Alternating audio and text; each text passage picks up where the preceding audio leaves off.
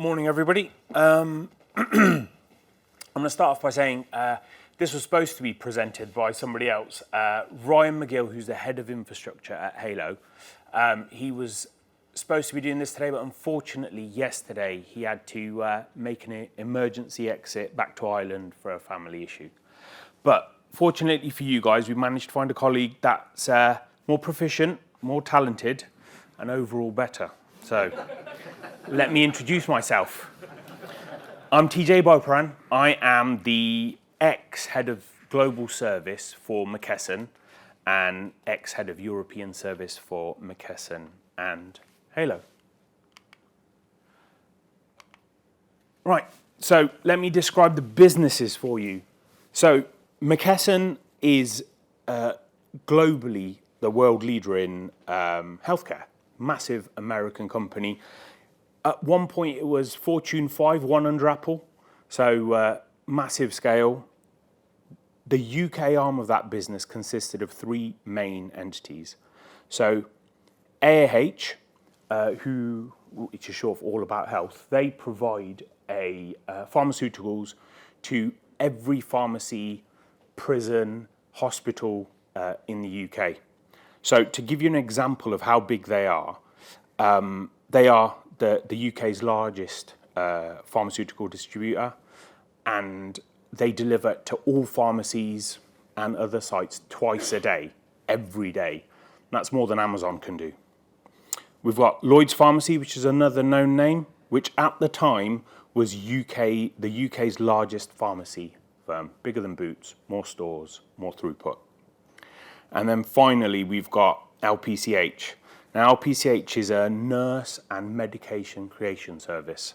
So they provide bespoke meds, such as chemotherapy and food for patients that don't have the appropriate systems, in controlled environments. They not only create them, but they deliver them, and through the help of nurses, they administer them as well. So, as a joint firm, this was one of the largest players in healthcare in the UK. So much so that P1 incidents, had to be answerable to the government. It impacted our country that much.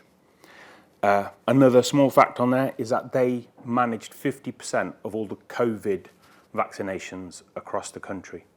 So they stored them, or we stored them, we put in the fridges and the freezers, and then we worked with the army to get them to our warehouses. So that's a bit about the company. Well, let's talk about the challenge. So McKesson decided to exit Europe, and as part of that sold their UK entity. The UK entity was sold to an organisation called Aurelius. It was a private equity house, and it was decided that it was going to be a 12-month TSA to exit McKesson and also exit their data centres and private cloud.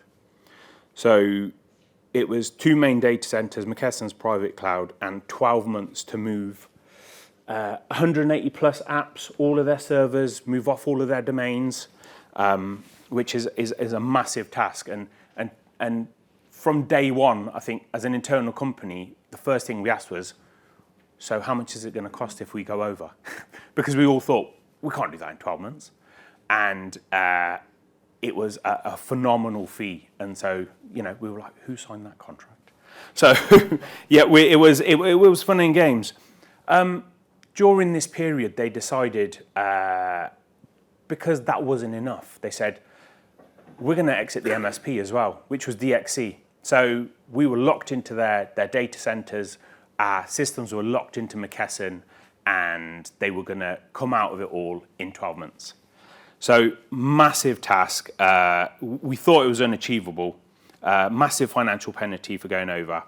The systems we're talking about aren't easily transferable. So I was, as the head of service, the pain that I had in my life was AS400s and Sun Sparks. Like this is the stuff that we never turned off because we didn't know if it would turn back on again.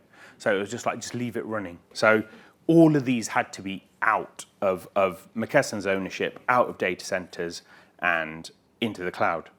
So so much to the point that the COO of Kocho had to dust off his old Sunspark book. So George had to get involved at one point. But to give you some numbers, it was over 8,000 end-user workplace devices, over 180 apps. We had a mindset challenge, so a behemoth of a company, McKesson, DXC being their MSP, they weren't the most agile.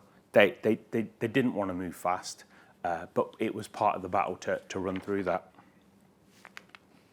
So, the solution.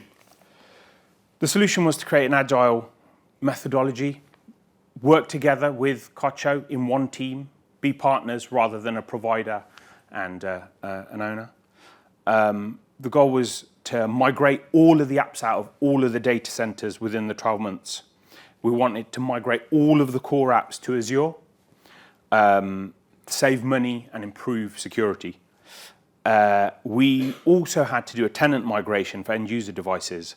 So we had to spin up a new 365 tenant and migrate the 2,500 users or 8,000 devices without impact to users or applications in 12 months. So, I'm sure a lot of people will know this, but finance love a core app built like a deck of cards. So they're normally ancient, and if you update something, it all falls over. So we had to take all of that into account while we did this. During that process, we also had to move all of the support to Kocho. So we set up in Kocho first line to third line, first, second, and third. And because of the requirement of the company, we had to set up a NOC as well for 24/7 cover. We did that, so it worked. Everything worked well, and while we did it, we thought, why not improve JML and sort out the processes that have been sitting there for a long time and improve them. So that was our solution. We had a joint phrase to push us along every day, and this was it. And this was a Kocho and Halo sort of ethos, which was the day we were beaten was the day we weren't there. So I'm going to talk about some key points that happened.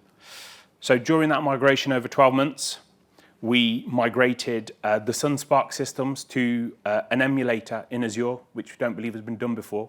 And that was it was an absolute miraculous moment where it came up and everything worked after some adjusting. This is a 20-year-old bit of kit that hadn't been turned off, and I know it hadn't been turned off in about 3 years. So actually seeing it virtual and being able to turn off the machine was amazing.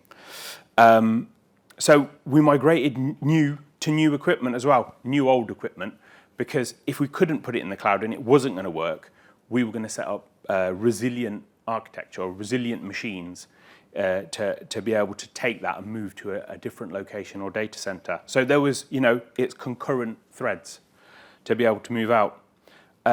We rebuilt or replaced 2,500 end-user workplace machines. We moved 8,000 devices out of controlled domains. We had boots on the ground at 18 sites across the UK to rebuild all of those devices and move domain. We spun up, and this was a brilliant thing, really bespoke apps and the management of really nuanced apps and technology. If anybody in the room knows Ingress, that was a challenge and a half to migrate some Ingress databases. We remediated the security risk across the server estate and the end-user workplace estate, and we migrated Sainsbury's. So I can only apologise that over a weekend a couple of years ago, if you went into your local Sainsbury's and you weren't able to get your pharmaceuticals, that was probably because we moved the domain. We had a small amount of fallout, but over an evening, we managed to migrate every Sainsbury's from old McKesson managed domain to a new Kocho managed one. And then we migrated all 1,300 plus Lloyd's pharmacy stores in one big bang. So that was an amazing event. One thing I want to talk about, though, rather than technology and what made Kocho different in my eyes, was the partner status. So Christmas week, we had a lung failure that knocked out the SAN that had all of the warehousing applications on it. We weren't able to ship medication to anyone for that week. And this was a DXE managed event. It was a failure of hardware that they couldn't restore. Kocho didn't have to turn up to that incident, but they turned up by the side of us. And we worked through it, we worked on the incident, we worked what we could do. And what actually happened, because the SAN wouldn't come back up, Kocho worked out a solution to migrate the whole of the warehousing app structure into cloud over a weekend on something that would have taken weeks to do normally. So we managed to get it up and running just before Christmas, which is the most important time in the sort of pharma business, Easter and Christmas, where everybody's getting their medication so they can eat too much at Christmas and drink too much at New Year's, and then they can medicate themselves better. So we got it up and running, and we accelerated the migration to the cloud. It was a real breakthrough moment. Kocho didn't have to be on those calls, and they didn't have to assist us through it. But because they were, and they ran with us 24 hours as our partner, we managed to put out a solution. We accelerated the migration, and effectively it was a straw that broke the camel's back to get us over to the other side. That's the results. Right, where are we now? So we separated. That worked. We passed the TSA. We partied hard. We all had the sore heads. Nobody was arrested. And where are we now? We have moved on from there. So from that single tenant, we've moved to 3 separate organizations. So each of those businesses have their own tenants. We've double jumped these guys into new tenants. They're all completely separate. They've all got their data. Everything works well. They've got 3 mature service offerings. So their service desks work at over 95% SLA.